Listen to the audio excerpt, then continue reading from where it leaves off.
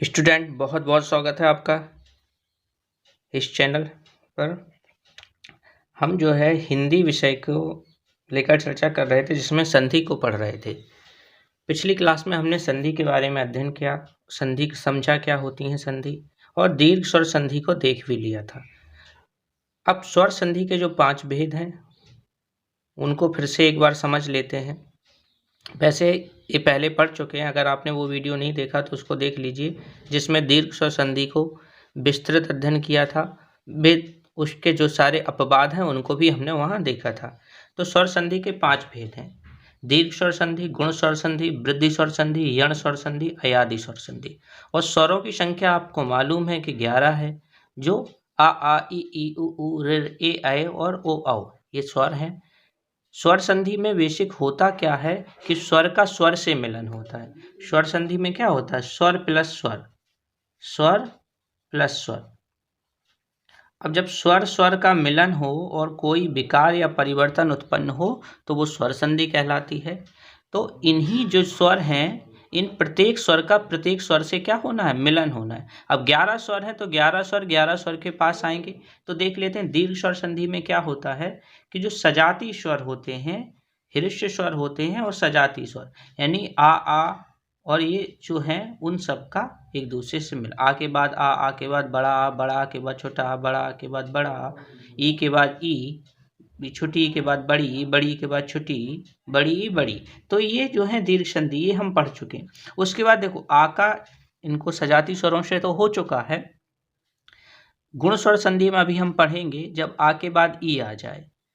आ यानी हृष्य आ या दीर्घ आ के बाद ई आ जाती है तो ए का निर्माण हो जाता है। हृष्य या दीर्घ आ के बाद ऊ या बड़ा ऊ आता है तो ओ का निर्माण होता है। हृष्य आ या दीर्घ आ के बाद जो ऋ आ जाता तो अर बन जाता है, यानी आ का मिलन आ से हो गया था, ई से हो गया, ऊ से हो गया और ऋषि। आगे चलते हैं, आ के बाद ए आए, आ के बाद ए आए आए तो अय बनता है, आ के बाद ओ औ आए तो औ बनता है। तो यहाँ तक हम इन 3 संधियों में देखते हैं कि आ का जो है मिलन सभी स्वरों से हो चुका है। आ का मिलन सभी स्वरों से हो चुका है। अब बात कर लेते हैं, आ हो गया। अब आ के बाद ई की बात करें तो अगली जो संधि आएगी यण संधि। यण संधि में क्या होगा? ई के बाद असमान स्वर यानी ई नहीं आनी चाहिए, क्योंकि ई आ जाएगा तो फिर दीर्घ संधि बन जाएगी। तो असमान स्वर यानी ई के अलावा कोई भी स्वर आ जाए तो इस हिसाब से ई का मिलन भी सभी स्वरों से हो गया, क्योंकि ई का मिलन इधर ई से हो चुका था, इधर बाकी स्वरों से हो गया। तो इसमें क्या बनेगा? या बनेगा। ऊ का मिलन असमान स्वर से हो जाए तो वहा बनेगा, तो ऊ का मिलन भी हो गया। ऋ से के पश्चात असमान स्वर आ जाए तो रा बनेगा, तो यहाँ ऋ का भी मिलन हो गया। अब बात करें आ ई उ ऋ, ये जो स्वर हैं इन स्वरों का मिलन सभी स्वर से हो चुका है। कहाँ तक? यण संधि तक। अब बचते हैं ए ऐ ओ औ। अब तो देख लेते हैं ए के बाद कोई स्वर, ए के बाद कोई स्वर। कोई स्वर का मतलब है ए के बाद ए भी आए तो भी चलेगा। ए के बाद आ आए, ए के बाद ई आए, ऊ आए, री आए, औ आए, कुछ भी आए तो चलेगा। यानी ए के बाद कोई भी स्वर आए तो ए के स्थान पर आए हो जाता है। आय के स्थान के बाद कोई स्वर आए तो आय के स्थान पर आय हो जाता है। ओ के बाद कोई स्वर आए तो ओ के स्थान पर औ हो जाता है, और औ के बाद कोई स्वर आए तो उसके स्थान पर आव हो जाता है। ये हमारी स्वर संधि के भेद हैं। अभी दीर्घ स्वर संधि को डिटेल में हम लोग पढ़ चुके हैं, उसके एग्जाम्पल देख चुके हैं, उसके जो उदाहरण थे सारे हम पढ़ चुके थे, और उसके जो अपवाद हैं उनको भी हम पढ़ चुके थे। आज हम जो है गुण स्वर संधि को विस्तृत अध्ययन करेंगे। तो संधि जो है दूसरी है गुण स्वर संधि। गुण स्वर संधि, तो गुण स्वर संधि में अभी जो हमने क्या देखा है उसको समझ लेते हैं एक बार, कि जब हृष्य या दीर्घ हृष्य या दीर्घ आ जो है उसके बाद ई या ई आए तो इन दोनों को क्या हो जाता? अय इन दोनों का ए बन जाता है, इन दोनों का ए बन जाता है, यानी ये मात्रा रहेगी। इस मात्रा को ध्यान रखना है। एग्जाम्पल देख लेते हैं इसके, जैसे रमेश। रमेश शब्द का जब संधि विच्छेद करेंगे तो ये बनेगा रमा प्लस ईस। अब देखो इसका वर्तनी विश्लेषण करना है, रम प्लस आ प्लस ई बराबर सा, ये हुआ। तो इन दोनों के स्थान पर ए हो गया, ए की ये मात्रा हो गई, तो ये शब्द बन के क्या आ गया, यही आ गया रमेश, ये बन गया रमेश। और एग्जाम्पल देखें, जैसे देव धन ईश, देव प्लस ईश। देव को इस तरह ही लिखेंगे तो ये छोटा आ निकलेगा इसमें से, छोटा आ तो ये बड़ी ई और ये सा, दोनों को मिला के क्या बना, ए बना। तो ये शब्द बन गया आपका देवेश, देवेश बन गया। ऐसे ही देव प्लस इंद्र, अब देव को लिखा ऐसे हलंत लिखा तो आ निकला, आ प्लस ई हुआ, और इधर इंद्र, इन दोनों के स्थान पर ए बना, ये शब्द बन गया देवेंद्र। अब कुछ एग्जाम्पल ऊ से संबंधित भी देख लेते हैं, जैसे आ के पश्चात ऊ आए तो क्या बनेगा, ओ बन जाएगा, ओ बन जाएगा, तो ये मात्रा मिलेगी आपको इसमें। एग्जाम्पल देखते हैं,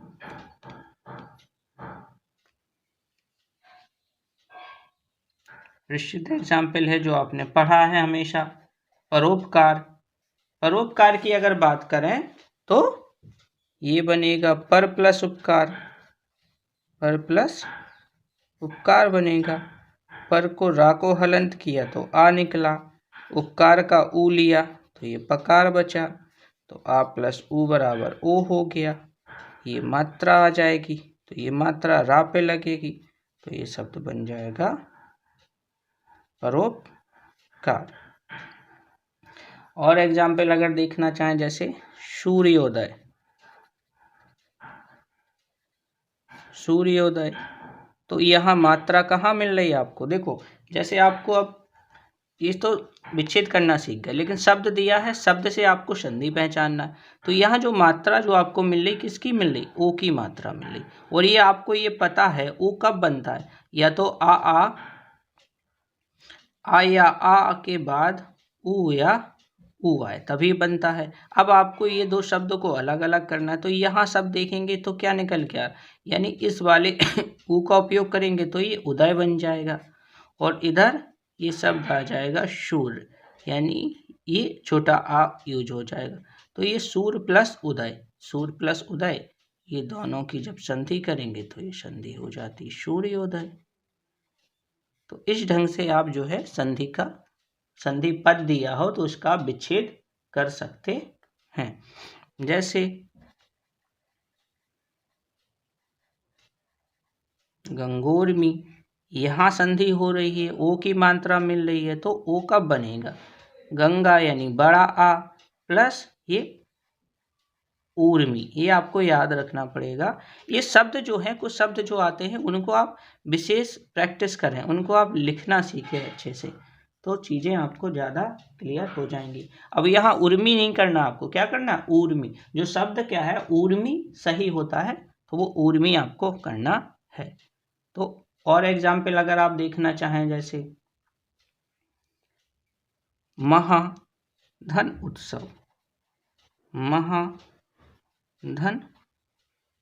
उत्सव की बात करें तो यहाँ क्या है, बड़ा आ प्लस ऊ, दोनों को मिला के क्या होगा, ओ होगा, तो ये शब्द क्या बन जाएगा, महोत्सव हो जाएगा, ये महोत्सव बन जाएगा।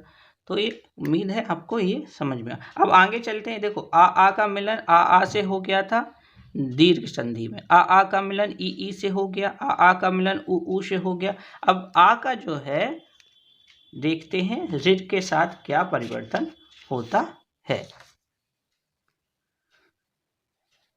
आ के पश्चात ऋ आए, तो आ या आ के पश्चात ऋ आए तो दोनों के स्थान पर क्या हो जाएगा, अर हो जाएगा, अर हो जाएगा। अब एग्जाम्पल देखते हैं।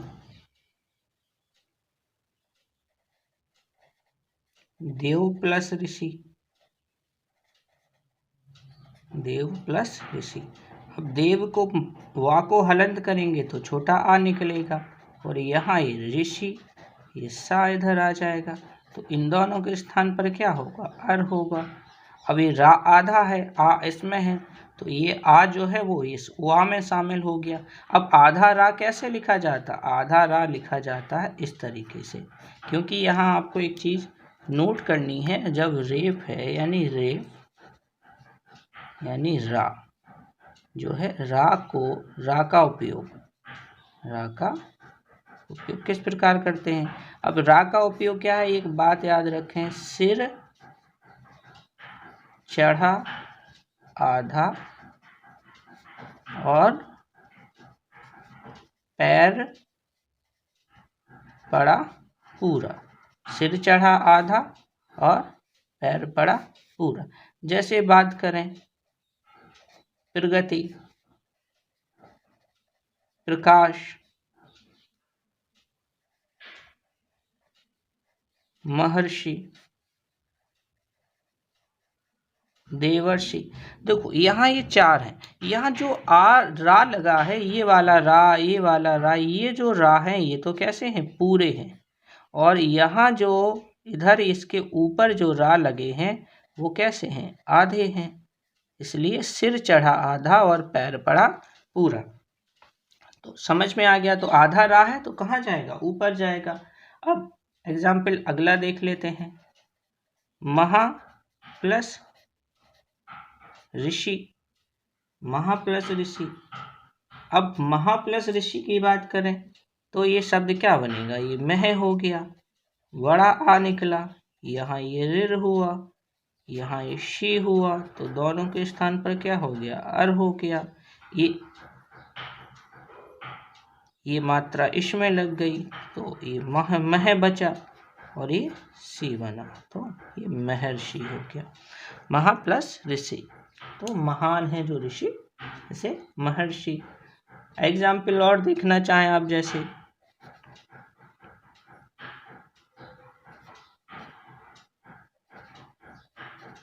वर्षर्तु, तो वर्षा प्लस ऋतु। अब इसको वर्ष को ऐसे लिखे, वर्ष है, ऐसा लिखा तो इसमें से क्या आ जाएगा, आ निकल के आ जाएगा।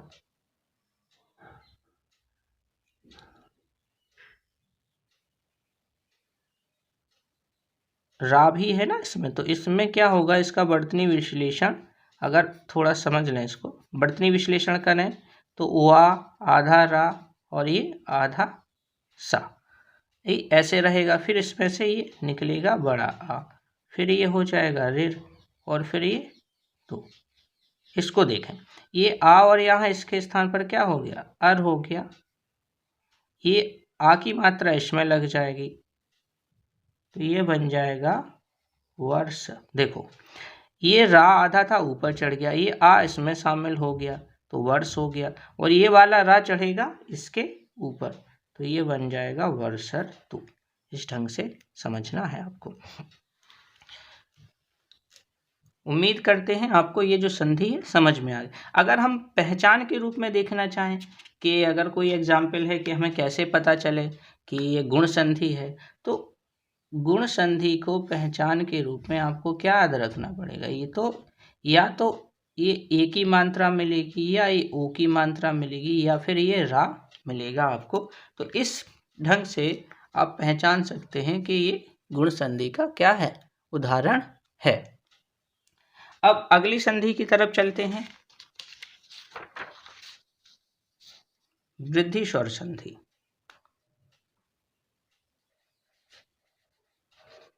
वृद्धि स्वर संधि।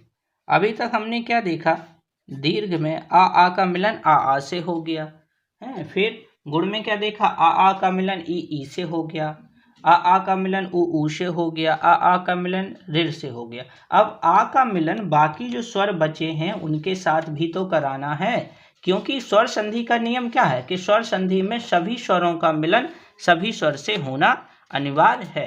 अभी आ का मिलन किससे रह गया, आ का मिलन रह गया ए आए और ओ औ से। तो वृद्धि संधि में उसी श्रृंखला को हम जब आगे बढ़ाएं, आ या आ के पश्चात ए या आई आए, आ या आ के पश्चात ए प्लस आई आए, तो क्या हो जाएगा, ये आई बन जाएगा, ये आई बन जाएगा। और आ या आ के पश्चात ओ या औ आए तो इनके स्थान पर क्या हो जाएगा, औ हो जाएगा। यानी ये मात्रा आपको यहाँ मिलेंगी। तो यहाँ इस संधि तक आ का मिलन सभी स्वरों से हो चुका है। अब हमें देखने हैं एग्जाम्पल देख लेते हैं, जैसे ई कैक। अब ई कैक जो एग्जाम्पल है, देखो दो मात्रा मिल गई, यानी जब हम इसको अलग अलग करेंगे तो इस तरफ तो प्रथम शब्द का, देखो संधि कहाँ होती है, प्रथम शब्द का अंतिम वर्ण और द्वितीय शब्द का प्रथम वर्ण, यानी इस जगह और इस जगह। प्रथम शब्द के अंतिम वर्ण के रूप में हमें आ लाना पड़ेगा और द्वितीय शब्द के प्रथम वर्ण के रूप में हमें ए या आई में से कुछ लाना पड़ेगा। तो एक एक में क्या होगा, एक प्लस एक। अब एक प्लस एक, यहाँ आ गया, देखो इसको ये का हलंत किया हमने तो ये आ गया, और इधर ए आ गया और ये का हो गया। इनको क्या बन गया, इनके स्थान पर आय हो गया। आय की मात्रा कैसी, ये दो मात्रा हो गई, तो ये शब्द क्या बन जाएगा, फिर ये कैक हो जाएगा। और एग्जाम्पल देखते हैं इसके, महेश्वर। महेश्वर, देखो यहाँ ये मात्रा है। अब ये मात्राएं जो हैं तो इसके स्थान, देखो इसको अगर हम थोड़ा और डिटेल में समझें तो ये महे लिख दिया, ठीक है, महे के स्थान पर ये आ गया आय प्लस स्वर, स्वर हो गया। अब यहाँ आपको याद रखने वाली बात है बहुत, कि ये जो आय आया है वो किसके स्थान पर आया होगा। ये जो आय आया है वो तो या तो देखो प्रथम जो शब्द है उसका अंतिम वर्ण आ होगा और इधर इनमें से कुछ होगा। तो यहाँ शब्द जो बनेगा महा प्लस येश्वर, महा प्लस येश्वर, ये शब्द बनेगा। इसका ये संधि विच्छेद हो गया आपका। जैसे और एग्जाम्पल देखना चाहें,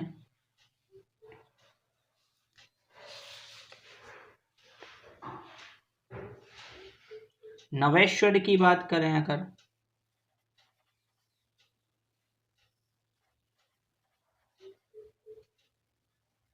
नवेश्वर, तो इस नवेश्वर में भी क्या होगा, नव प्लस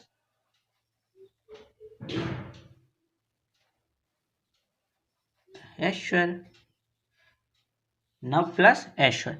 यहाँ जो शब्द है इनको आपको ध्यान में रखना, प्रथम का अंतिम और द्वितीय का प्रथम, इनके स्थान पर आ और इनमें से कुछ लाना पड़ेगा अगर ये मात्राएं आपको मिलें। अगर ये मात्राएं मिलती हैं कि तो फिर ये आपको शब्द लाने पड़ेंगे, वो आपको ध्यान रखना पड़ेगा कि कौन सा शुद्ध है और कौन सा अशुद्ध है।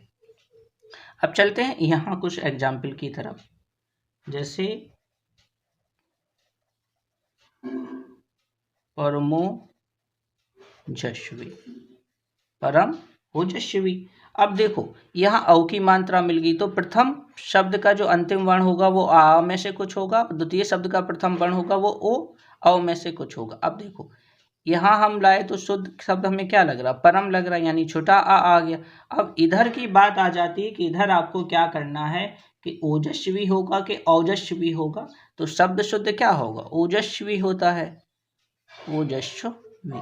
इन सब जो भी संधियां हैं उनमें आपको जो ये शब्द जो बाद में आते हैं ये आपको शुद्ध लिखने आने चाहिए, यानी इन पे आपको विशेष ध्यान देना है, तो ये संधि आपको आसानी से पकड़ में आ जाएगी।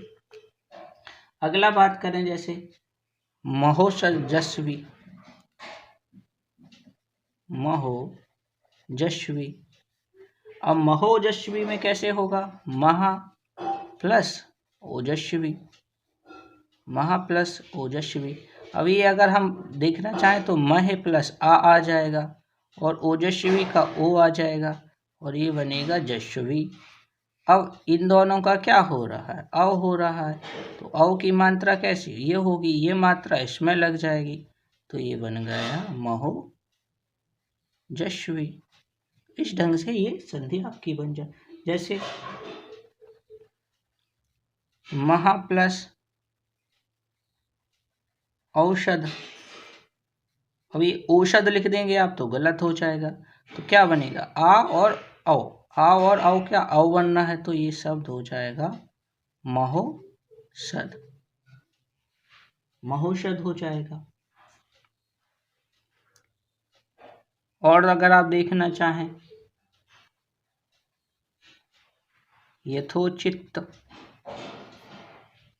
अब यथोचित यहाँ जो मात्रा है इसके स्थान पर देखो, पहले आप वर्तनी विश्लेषण कर लिया करें, यथ प्लस औ प्लस चित। अब यहाँ आपको दिमाग लगाने की जरूरत पड़ जाती है कि जैसे आपने वर्तनी विश्लेषण किया, वर्तनी विश्लेषण अगर आपको आता है तो संधि लगभग आपको पकड़ में आ जाएगी। अब यहाँ जो संधि हो रही है इसके जगह पे आपको दो वर्ण हैं वो लाने पड़ेंगे। अब ये औ बनता कैसे है, औ बनता है आ और ओ औ के मेल से। तो यहाँ क्या होगा, यथ शब्द सही होगा कि यथा शब्द सही होगा, तो हमें समझ में आ जाता है कि यथा सही होगा, तो यहाँ क्या आ जाएगा, बड़ा आ जाएगा। और यहाँ की बात करें अगर तो यहाँ औचित्य सही होता है कि औचित्य सही होता है, तो ये औचित्य सही होता है, तो औ हमें पता चल जाएगा। तो इसका क्या बन गया फिर, यथा प्लस औचित्य, यथा प्लस औचित्य, तो यथोचित हो गया। तो ये वृद्धि संधि है। वृद्धि संधि की पहचान के रूप में अगर हम देखना चाहें कि क्या बात निकल कर सामने आई, तो अगर आपको ये जो दो मात्राएं हैं अगर ऐसी मात्राएं मिलती हैं तो आप अंदाज लगा सकते हैं कि ये क्या है, वृद्धि संधि का उदाहरण है। और वृद्धि संधि का उदाहरण के ये जो दो नियम है इनको आपको रखना पड़ेगा अपने माइंड में, तो आप इसका आराम से जो है पहचान सकते हैं, आराम से इनको कर सकते हैं। बहुत आसान है, कोई ज़्यादा कठिन काम नहीं है। अब बात कर लेते हैं चौथी संधि की, चौथी संधि की बात कर लेते हैं। और अगली जो संधि है वो हमारी है यण स्वर संधि। स्वर संधि का चौथा भेद है तो वो है यण स्वर संधि। अब ये यण स्वर संधि की बात करें, देखो तीन संधियां हम पढ़ चुके हैं, दीर्घ संधि पढ़ चुके हैं, गुण संधि पढ़ चुके हैं, वृद्धि संधि पढ़ चुके हैं। दीर्घ संधि में क्या देखा हमने, सजाती स्वरों का मिलन। गुण संधि में क्या देखा, आ के बाद ई, आ के बाद उ, आ के बाद ऋ का मिलन, यानी आ का सबसे मिलन हो गया। फिर वृद्धि संधि में आ के बाद ए आए, आ के बाद ओ आओ, यानी यहाँ वृद्धि संधि तक अभी केवल आ का मिलन देखते हैं और सजाती स्वरों का मिलन देखते हैं। अब बाकी के जो स्वर हैं 11 स्वर उनको आगे बढ़ाते हैं, यानी ई का मिलन देखना है। अब किसका होगा, ई का मिलन। यदि ई या ई इनका भी मिलन नहीं हुआ है, या उ इनका मिलन नहीं हुआ है, और ऋ इनके मिलन की बात नहीं हुई, तो क्यों ना एक काम करें, इन सभी स्वरों का जो मिलन है बाकी जो बचे हैं वो सबसे कर चुके। देखो ई का ई से हो चुका है, उ का उ से हो गया, ऋ का ऋ से हो चुका। अब इसका क्या है, ई के बाद कोई असमान स्वर, असमान स्वर यानी कोई भी स्वर चला आए बस ई नहीं होना चाहिए। ऊ के बाद असमान स्वर यानी कोई भी स्वर हो जाए, बस ऊ नहीं होना चाहिए, क्योंकि ऊ होगा तो वो दीर्घ संधि हो जाएगी। इसके बाद भी क्या, असमान स्वर। तो यहाँ इस संधि तक हम देखते हैं कि आ से लेकर ऋ तक के सभी वर्णों का सभी वर्णों से मिलन हो चुका है। जब ऐसी स्थिति होगी तो इनमें परिवर्तन होगा। अभी क्या हो रहा था, बाकी की संधियों में दोनों शब्दों को मिलाकर तीसरे शब्द का निर्माण हो रहा था, लेकिन यहाँ क्या होगा, केवल इस स्वर के स्थान पर नया वर्ण आएगा। और स्वर के स्थान पर ई के स्थान पर क्या आ जाएगा, या आ जाएगा। ऊ के स्थान पर क्या आ जाएगा, व आ जाएगा। ऋ के स्थान पर क्या आ जाएगा, रा आ जाएगा। अब देखो ये जो मात्रा है जो लगी थी वो किसी न किसी वर्ण में लगी होगी, पिछले वर्ण में, तो ये मात्रा हटी तो पहले का जो वर्ण है वो कैसा मिलेगा, आधा मिलेगा। सभी में कैसा, यहाँ ऊ की मात्रा लगी होगी, यहाँ ये ऋ की मात्रा लगी होगी तो वो आधा मिलेगा। अब इसके बाद क्या मिलेगा, यही असमान स्वर है, यही असमान स्वर है, यही आपको मिलेगा, क्योंकि ई के स्थान पर या हो रहा, ये स्वर तो रहेगा ना जो कि तुम, तो ये स्वर आपको यहाँ मिलेगा, ये स्वर यहाँ मिलेगा। उम्मीद करते हैं ये चीज़ें आपको समझ में आ रही होंगी। तो इनको एग्जाम्पल के माध्यम से समझते हैं तो चीज़ें आपको और आसान हो जाएंगी। इसके कुछ उदाहरण देखते हैं। तो उदाहरण जब हम देखें, पहला उदाहरण ले लेते हैं ई से संबंधित। ई के संबंधित उदाहरण की अगर बात करें, जैसे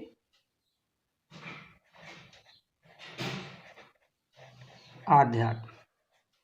अब ये पहचान कैसे होगी, अब पहचान के लिए हमने बताया कि देखो या मिलेगा, तो या तो मिल गया, और उसके पहले का वर्ण क्या मिलेगा, हमें आधा मिलेगा। अब उसके पहले का वर्ण आधा मिल गया तो संधि तो निश्चित हो गई, यण संधि है। अब समस्या खड़ी हो जाती है आपके सामने कि इसका विच्छेद हम कैसे करें। विच्छेद करना नहीं आता सर। अब विच्छेद करना नहीं आता तो विच्छेद करना हम आपको सिखा देते हैं, आसानी से आपको विच्छेद करना आ जाएगा। जैसे ये या है तो या जो है, पहले हम इसका हम चाहें तो वर्तनी विश्लेषण कर सकते हैं। अब वर्तनी विश्लेषण कैसे होगा, ये आधा धा है, फिर ये या आधा है, फिर ये वड़ा आ है, फिर ये ता है, और ये माँ है। ये हमने वर्तनी विश्लेषण कर लिया। अब जैसे ही वर्तनी विश्लेषण करते हैं हम, तो हमें बेनिफिट क्या होता है कि पीछे वाला जो शब्द है वो तो हमें ऑटोमेटिक मिल जाता है, ये हमें आत्म तो मिल ही गया। अब यहाँ बात आ जाती है कि ये या है, या आप किसके स्थान पर होता है, या आपको पता होना चाहिए, ई या ई के स्थान पर होता है। यानी यहाँ वर्ण या तो छोटी ई आएगा या बड़ी ई आएगा। अब ये छोटी की मात्रा बड़ी की मात्रा किस में होगी, इस धा में होगी। अब आप सोचिए कि शुद्ध शब्द क्या होगा, अधि होगा कि अधि होगा। तो जैसे ही आप इस पर विचार करेंगे तो आपको पता चल जाएगा कि ये शब्द ऐसा होगा, अधि प्लस आत्म, तो यही हो गया संधि विच्छेद। कितना सिंपल था। जैसे अब बात कर रहे हैं अत्यावश्यक, अत्यावश्यक। अब ये अत्यावश्यक की बात करें तो यहाँ संधि पता चल गई कि या है, या के पहले का वर्ण आधा है, तो इस या में जो मात्रा है वो पहले निकाल दो। तो या में किसकी मात्रा, बड़ा आ की मात्रा। तो जैसे ही बड़ा आ निकाला तो ये बड़ा आ तो आवश्यक शब्द, यानी पीछे का शब्द ढूंढना बड़ा आसान है। अब बात आ जाती है पहले की। अब ये या है, ई के स्थान पर हो गया, तो अति या अति। तो यहाँ विचार अब करने पे आ जाता है कि अति सही होता है कि अति सही होता है। तो जैसे ही आप इस पे विचार करेंगे तो ये अशुद्ध है, ये शुद्ध है, तो यहाँ क्या आ जाएगा, ये अति, तो ये हमारा हो गया विच्छेद। अति आवश्यक, ये आप पहचान जाएंगे बड़े आसानी से, कितना सरल है। तो अब देख लेते हैं इसके एग्जाम्पल। इसके एग्जाम्पल की अगर बात करें तो अन्वय एक है, अन्वय। अब यहाँ आधा वा मिला, आधा वा के पहले का अक्षर क्या मिला, तो वो आधा मिला। अब ये वा मिला, उसके पहले का अक्षर आधा है। देखो इस वा में किसकी मात्रा है, छोटा आ की, छोटा आ की मात्रा है, तो वही आय आ जाएगा। क्या आ जाएगा, आय इधर निकल के आ जाएगा। अब ये आय निकल के आ गया ना, पीछे वाला आसानी से हो गया। ये वा किसके स्थान पे आता है, ऊ के स्थान पर आता है, तो ऊ के स्थान पर आएगा। तो फिर अब हमारे मन में विचार आना चाहिए, शब्द अनु होगा या अनु होगा। तो विचार करने पर ये अनु जो है सही आ जाता, तो हमारा ये हो गया विच्छेद। अनुधन आय, तो अनुनय आ गया, अन्वय आ गया। अब जैसे मध्वालय, मध्वालय। अब मध्वालय तो आ मिला और ये बड़ा आ का डंडा है, बड़ा आ का डंडा है तो बड़ा आ का डंडा हमने ऐसे निकाल लिया। तो ये शब्द हमें पीछे का आलय बड़े आसानी से मिल गया। और फिर हमें इसमें मात्रा देखनी है, तो फिर हमें फिर विचार करना पड़ेगा कि शब्द जो है मधु सही होता है या मधु सही होता है। तो विचार करने पर ये अशुद्ध और ये शुद्ध मिलता है, तो यहाँ हम इसी को लिख देंगे। तो मधु प्लस आलय, तो ये हमारा संधि विच्छेद कितने आसानी से हो गया, और संधि भी हम कितने आसानी से पहचान जाते हैं। तो बड़ा आसान है, कोई बड़ी बात नहीं है, तो इसको आप आसानी से पहचान सकते हैं। जैसे बात करें और एग्जाम्पल अगर आप देखने चाहें, स्वागत देखें, जैसे स्वागत। अब इस स्वागत में देखो बड़ा आ की मात्रा शामिल है, तो आगत शब्द तो तुरंत मिल जाता है। अब आगत शब्द मिल गया, अब यहाँ मात्रा वा जो आया है वो किसके स्थान पर, ऊ के स्थान पर आता है। तो ये शब्द क्या होगा, शु प्लस आगत, शु प्लस आगत स्वागत हो गया। ऐसे ही बात करें अन्वित, अन्वित। अब अन्वित आधा ना है और ये ई जो है वो ई मिल रहा है, तो इधर जो छोटी ई मिल रही, तो ये पीछे का शब्द इत तो मिल गया। अब यहाँ की अगर हम बात करें तो क्या होना चाहिए, अनुहित, अनुधन इत। अब अनुधन इत से क्या बन गया, अन्वित बन गया। अब इसका विच्छेद करके आप खुद देख लो, जैसे अन किया, अन के बाद छोटा ऊ प्लस ई और प्लस ता, इस ऊ का तो हो गया उआ, इस उआ हो गया, जो ये उआ भी आधा और ये भी आधा, और ये मात्रा, तो ये मात्रा किस पे लगेगी, इस पे लगेगी। तो ये हो गया, मात्रा ऐसे लगेगी ना अन्वी, और इतना पीछे का है तो ये अन्वित बन गया। तो बहुत आसानी से आप जो है ये विच्छेद करना इसको सीख सकते हैं। क्या करना है आपको, जो ये मात्रा लगी ना ये असमान स्वर की, जो बाद में जो उसको आप अलग कर लें। पहले वो शब्द जैसे ही बना लें, फिर देखें कि वा है या फिर रा है, तो आपको चीज़ें आसानी से समझ में आ जाएंगी, और ये एग्जाम्पल आप कर सकते हैं। अब बात कर लेते हैं लास्ट जो है, इसका भी एग्जाम्पल देख लेते हैं, तो आपको चीज़ें क्लियर हो जाएंगी। जैसे बात करें मात्रा देश, मात्रा देश। अब मात्रा देश, अब ये देखो पहले क्या, इधर का पीछे के शब्द क्या हो गया, त्रा में ये क्या लगा है, आ लगा है, तो पीछे का शब्द तो हमें आसानी से मिल गया, आदेश। अब आदेश मिल गया, तो ये जो बना है रा किसके स्थान पर आता है, ऋ के स्थान पर आता है। तो जैसे ही ऋ के स्थान पर आता है, तो फिर हम ऋ की ही मात्रा लगाएं, तो मातृ प्लस आदेश, मात्रा देश हो जाएगा। ऐसे ही पित्रादेश।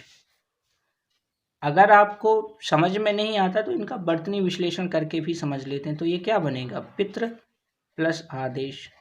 अब पितृ प्लस आदेश, अब इसको वर्तनी विश्लेषण करते हैं, तो ये पित आधा ता हुआ, तो ऋण की ये मात्रा तो ऋण निकला, और इधर से ये आ प्लस ये देश हो गया। इस ऋण के स्थान पर क्या बन गया, रा बन गया। तो रा जो बना है उसमें किसकी मात्रा शामिल है, आ की मात्रा। और जब आ की मात्रा शामिल हो जाएगी तो वो पूरा हो जाएगा। और आपको पता है कि पूरा रा कहाँ रहता है, कि अभी हमने रा की मात्रा देखी थी कि सिर चढ़ा आधा पैर पड़ा पूरा, तो पूरा रा नीचे बनाना पड़ेगा। तो नीचे जो रा पूरा बनेगा वो किस में, स्त्रा में जुड़ जाएगा। क्योंकि जब हम संयुक्त स्वर पढ़ रहे थे तो ता प्लस रा और प्लस आ, ऐसा ये शब्द बन गया। तो ये शब्द क्या बनेगा, ऐसा बनेगा, त्रा। तो जब ऐसा त्रा बनेगा तो ये पी और ये त्रा हमने बना दिया, और आगे का जो देश था उसको जोड़ दिया, तो ये पित्रादेश ये आपका शब्द बन जाता है। उम्मीद करते हैं ये संधि आपको समझ में अच्छे से आ गई होगी। इसके बाद आपको केवल क्या करना है, बहुत सारे एग्जाम्पल उठाना है और उनकी इसी ढंग से आपको प्रैक्टिस करनी है।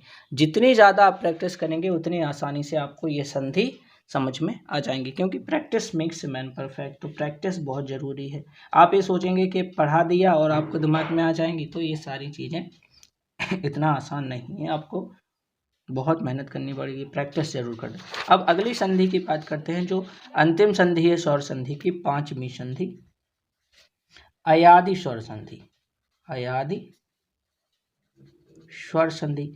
अब अयादि स्वर संधि की बात करें, अब देखो अभी तक दीर्घ संधि में क्या देखा, आ का मिलन आ से ई का मिलन, ई से ऊ का मिलन, ऊ से ऋ का मिलन, ऋ से फिर गुण संधि में देखा आ के बाद जो है आगे के जो स्वर हैं ई आया है, ऊ आया है और ऋ आया है। तो फिर वृद्धि में क्या देखा, आ के बाद ए आए, आ के बाद ओ आओ, यानी वृद्धि तक आ का मिलन ही सभी स्वरों से हो रहा था। अभी यण संधि में क्या देखा, ई का, ऊ का और ऋ का मिलन सभी स्वरों से हो गया। अब हमारे पास केवल 4 ही स्वर ऐसे बचते हैं जिनका मिलन अभी सभी स्वरों से नहीं हुआ है, यानी जो पहले नहीं आए हैं, तो उन्हीं को ले लेते हैं।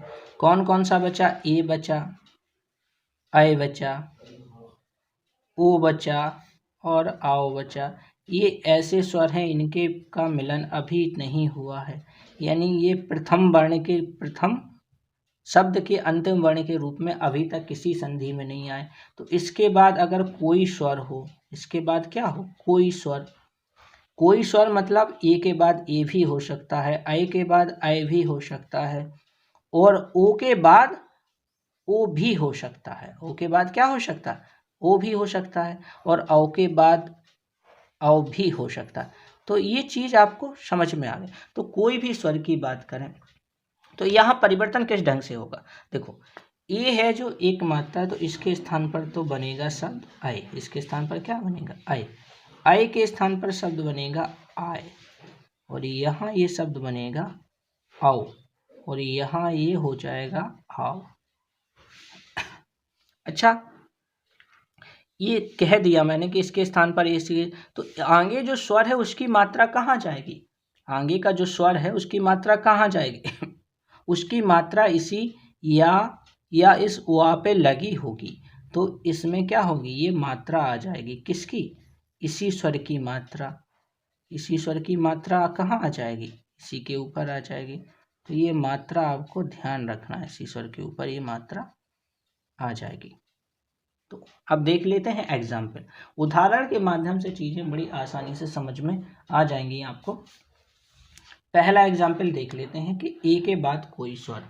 अब जैसे एक शब्द हमने लिया नयन, अब देखो ये नयन जो बना है, अब ये नयन कैसे बना होगा, यहाँ ये मात्रा देखो इस वाले शब्द में, ये तो हमें पता चल गया। देखो वर्तनी विश्लेषण करें इसका, ना प्लस आ प्लस या प्लस आ प्लस ना। वर्तनी विश्लेषण आपको बहुत ज़रूरी है आना, और वर्तनी विश्लेषण आपको आता है तो संधि आप आसानी से पकड़ लेते हैं, संधि में कुछ है नहीं। देखो ये जो आय, ये मिल गया आय।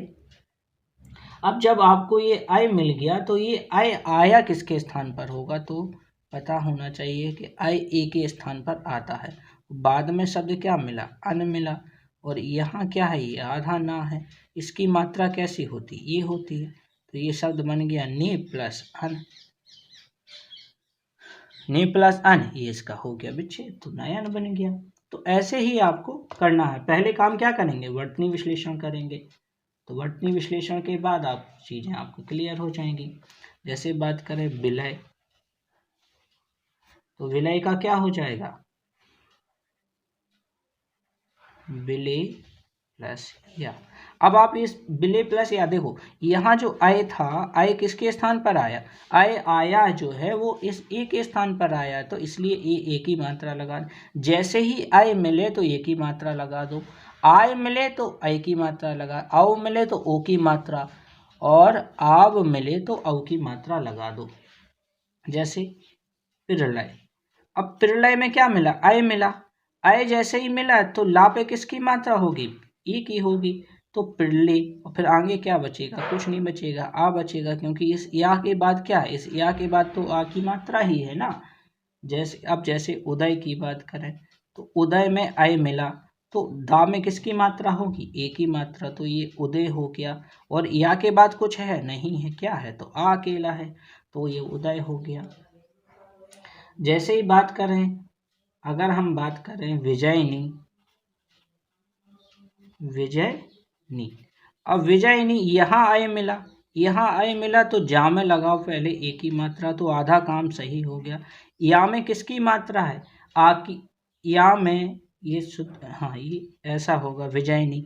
या में किसकी मात्रा है, छोटी ई की मात्रा है, तो छोटी ई हमने निकाली, फिर लास्ट में शब्द क्या है इन्हीं, तो विजयनी हो गया। तो आप इस ढंग से इस संधि को कर सकते हैं। और एग्जाम्पल जो हैं और देख लेते हैं, इसके आय वाले एग्जाम्पल देख लेते हैं। आय वाले एग्जाम्पल बहुत हैं, कई आप करते चले आ रहे हैं। अगर आपने पहले, जैसे गायिका, गायिका, देखो यहाँ इका है, तो ये पीछे वाला शब्द बहुत आसान होता है ढूंढना, पहले आप उसी को निकाल लें, इका, इका निकालना। अब इका जैसे ही निकाला तो ये मात्रा क्या है, आय है। गा में देखो बटनी विश्लेषण करें तो गा प्लस आ, गा प्लस आ, फिर या, फिर ई का, तो इका जो हमने पहले ही निकाल के ये लिख दिया। अब इस आय जो है वो किसके स्थान पर होगा, आई के स्थान पर। आई की मात्रा कैसी होती है, 2 होती, तो ये गय हो जाएगा, तो ये गायिका हो जाएगा। जैसे नायक, नायक ना प्लस आ प्लस या प्लस अक, तो ये अक जो है हमने पहले ही लिख दिया, ये अक हो गया। अब ये आय जो बना वो किसके स्थान पर बना, उसको ध्यान रखना है, आई के स्थान पर बना, तो आई की मात्रा ये 2 है, तो ये शब्द क्या होगा, नई प्लस अक, नई प्लस अक, ने प्लस अक नहीं करेंगे आप, नई प्लस अक करना पड़ेगा। अब और कर लेते हैं, जैसे एग्जाम्पल करें, विधायक, विधायक। अब विधायक में देखो वी और इस धा को जैसे ही आधा करेंगे तो ये आ निकलेगा, और इस या को जब हलंत करेंगे तो इधर अक बचेगा, तो ये जो बना है वो किसके स्थान पर, आई के स्थान पर बनेगा। तो ये शब्द क्या बन के आ जाएगा, विधई, विधई प्लस अक, विधई प्लस अक विधायक हो गया। कुछ एग्जाम्पल देखते हैं इसके ओ से संबंधित। हवन, हवन का करें तो ये हव, हव हो गया, ठीक है। एक मिनट, इसको हा को भी अलंत करें, पूरा वर्तनी विश्लेषण एक साथ लिखते हैं, वा प्लस आ प्लस ना, ठीक है। तो ये अब मिला, अब किसके स्थान पर होता है, ओ के स्थान पर। अब ओ के स्थान पर इस ओ की मात्रा किस में जाएगी, इस हा में जाएगी, तो ये क्या हो जाएगा, ये अन पीछे है, तो ये हो गया हो, और इधर हो गया ये अन, हो प्लस अन, तो हवन हो गया। ऐसे ही पवन है, तो पवन में क्या है, अब है, जैसे पा प्लस आ प्लस वा प्लस अन, तो ये किसके स्थान पर आया, ओ के स्थान पर आया, तो ये शब्द बन गया पो, और पीछे का ये शब्द है ही अन, तो ये पवन हो गया, पो प्लस अन। जैसे ही बात करें पृषभ, अब पृषभ का वर्तनी विश्लेषण लिखेंगे तो ये प्रा हो जाएगा, और ये सा, आधा सा, और इधर आ, इधर वा में किसकी मात्रा थी, आ की मात्रा, तो ये अव है, वो किसके स्थान पर, ओ के स्थान पर हुआ, तो ये पृषो बन गया सब। और पीछे क्या बचा था, केवल छोटा आ, तो पृषो प्लस आ बराबर पृषभ। तो इस ढंग से आपको ये विच्छेद करना है। अगला जो है उसके एग्जाम्पल भी देखते हैं, अव से संबंध। अब अव से संबंध क्या मिलेगा, आव मिलेगा, आव मिलेगा, तो ये जैसे पावन लिखा है, तो पहले वर्तनी विश्लेषण, आधा पा आ, वा आधा, पीछे अन, तो पीछे का शब्द तुरंत मिला हमें अन, तो ये अन हमने ढूंढ लिया। अब ये जो है वो किसके स्थान पर होता है, आव होता है औ के स्थान पर, तो इस औ की मात्रा किस में लगेगी, पा में लगेगी, तो पौ प्लस अन, पवन हो गया। धावक, धावक की बात करें तो आधा धा और आ, और आधा वा, और पीछे अक, तो पीछे का शब्द क्या मिला, अक मिला, तो ये अक हमने लिख दिया। ये आओ किसके स्थान पर बना, औ के स्थान पर बना, तो ये औ की मात्रा लगा दें, तो ये धाव प्लस अक बराबर धावक हो जाएगा। अब ऐसे ही धाविक की बात करें, धाविक है, तो धाविक की बात करें तो क्या होगा, धा प्लस आ प्लस वा प्लस इक, क्योंकि ई की मात्रा थी तो इक निकाल, तो पीछे का शब्द इक हमें मिल गया। इधर ये बना है किसके स्थान पर, आओ के स्थान पर, तो ये मात्रा हम लगा दें, धाव प्लस एक बराबर धाविक। तो ये आपको संधि जो है समझ में आ गई होगी। इसी ढंग से यानी आपको पहले पीछे का शब्द ढूंढना है, और पीछे का शब्द जैसे ही आप निकाल लेंगे तो आपको फिर देखना है कि जो बनने वाला जो है परिवर्तन विकार के पश्चात जो बने हैं वो क्या बने हैं। आय बने हैं तो ए लाओ, आय बने हैं तो आई लाओ, अव बना है तो ओ, आप बना है तो औ लाओ। तो इस ढंग से आपकी ये स्वर संधि जो है यहाँ कंप्लीट हो जाती है। अब स्वर संधि के बाद हम अगली क्लास जो है वो हमारी होगी व्यंजन संधि को लेकर। यहाँ थोड़ा अब इसको थोड़ा शॉर्ट में समझ लेते हैं कि अगर पहचान के रूप में अगर आप समझना चाहें कि संधि हम कैसे पहचानें कि कौन सी संधि है, किसी भी एग्जाम्पल संधि का नाम बड़े आसानी से पहचान सकते हैं। आप पहचान देख लें कितने भेद हैं। तो पहला है दीर्घ स्वर संधि, दीर्घ स्वर संधि, दीर्घ स्वर संधि। दीर्घ के बाद क्या पढ़ी हमने, गुण स्वर संधि, गुण स्वर संधि। गुण के बाद क्या पढ़ी, वृद्धि स्वर संधि, वृद्धि स्वर संधि। वृद्धि के बाद यण स्वर संधि, यण स्वर संधि और अयादि स्वर संधि। अब हमें पहचानना है कि एग्जाम्पल जो दिया गया है वो किस संधि का है, दीर्घ का है, गुण का है, वृद्धि का है या यण का है। तो दीर्घ संधि में आपको जो है वो क्या मिलेगा, आपको ये जो बड़ा आ, बड़ी ई और ये बड़ा ऊ की अगर मात्रा मिले तो आप पता लगा लेंगे कि वो दीर्घ संधि है। गुण की बात करें तो ए, ओ और ये अगर मात्रा मिले तो आपको आइडिया लग जाएगा कि भी गुण का एग्जाम्पल है। और अगर आई और औ की अगर मात्रा मिले तो पता लग जाएगा आपको कि वो वृद्धि का एग्जाम्पल है। और आधा ये इस ढंग से या मिले, फिर उसमें या में क्या हो, कोई मात्रा लगी हो, ऐसे ही आधा ये आधा अक्षर और आधा वा और फिर उस वा में कोई मात्रा, फिर आधा रा उसमें कोई मात्रा। अगर ऐसी स्थिति मिलती है तो ये यण संधि की हो जाएगी। यहाँ स्थिति क्या होगा,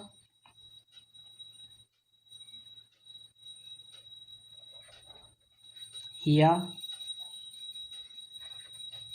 हुआ ये मिलेगा। और इनके बाद जो है, इनके पहले की बात करें तो इनके पहले आपको आ या बड़ा आ जरूर मिलेगा। इधर भी आ या बड़ा आ या बड़ा आ के पश्चात ये मिलेगा। और इनमें जो है कोई ना कोई क्या होगी, मात्रा लगी होगी, कोई मात्रा लगी होगी। जब ऐसी स्थिति आपको मिले तो समझ लो। अब अयादि और इसको समझने में क्या है कि इसमें या वा होगा, इसमें या वा के पहले का वर्ण आधा होगा, पर इसमें जो है आ या आ का होगा, तो यहाँ क्या आधा नहीं होगा। तो आप इस ढंग से ये पांचों संधियों को पहचान सकते हैं। उम्मीद करते हैं कि ये आपको वीडियो पसंद आया है और ये आपकी यहाँ स्वर संधि हो जाती है समाप्त।